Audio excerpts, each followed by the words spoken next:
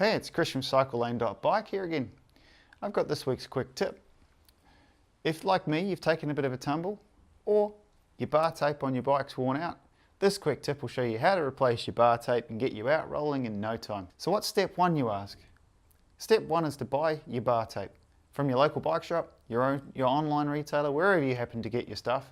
But without that, there's no point going any further. The next step is to unwrap the existing bar tape so that you can replace it. So go ahead and unwrap the bar tape like so.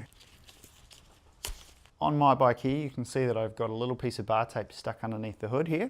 Hopefully your bike does have that too.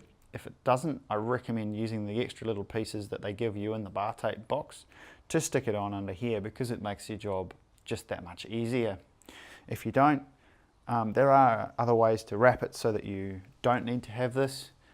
Today's quick tip will show you how to wrap it with this.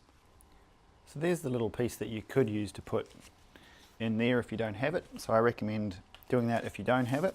The next step is to grab your bar tape, and you'll notice that it's got some sticky tape on the bottom. You'll need to peel the sticky tape back, and that's what holds it in place. Always start from the bottom of the bar.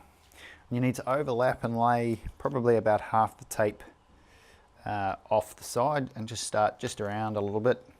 Pull it kind of tight, and then once you've come right around, you then just start to come around and bring it a nice wrap.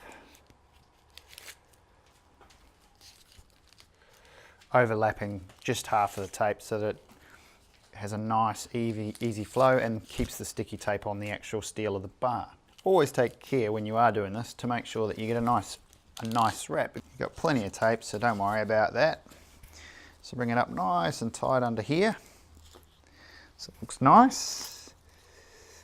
Bring it around like that. So you can see that it's nice and tight here. You bring it around and then up, pull it nice and tight, and then bring it over. So it comes in nice and tight there. Pull away your tape. And then again, let's just tidy this wrap up. So bring it right around there and pull it nice and tight. Keep the tension on the tape. And then nice wrap through here.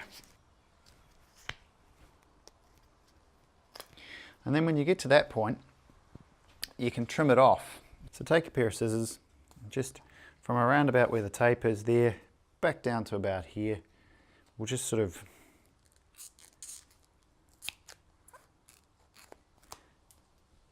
cut an edge onto that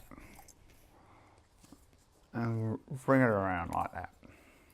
So the next order of business is to grab some insulation tape, and starting from the front and going backwards underneath the bar to wrap it around using plenty of insulation tape. Don't worry about using too much, because you want a fairly firm hold. When you kind of have enough insulation tape on there, grab your scissors and then trim it off.